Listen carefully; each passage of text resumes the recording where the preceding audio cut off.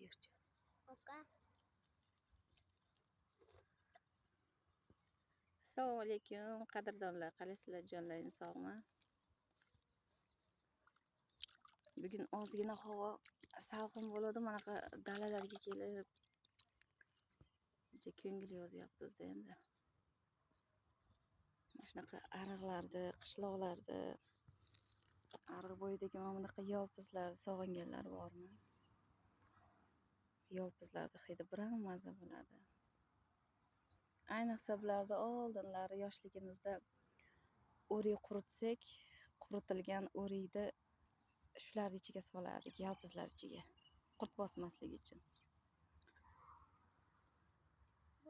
Dalalarda ham ba'zida sog'inib turar ekan odam.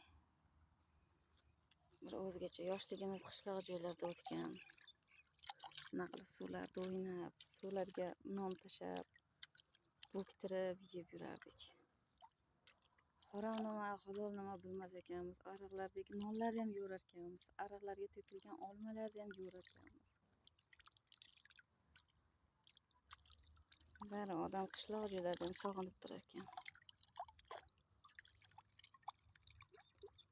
Mana bo'lib shaldiroq bo'lib turgan suvlarda ovozini sog'inar ekanmiz odam. Baribir qishloq joylar mazada. Ko'ngil yoziladi. Mana bu Imronbek ham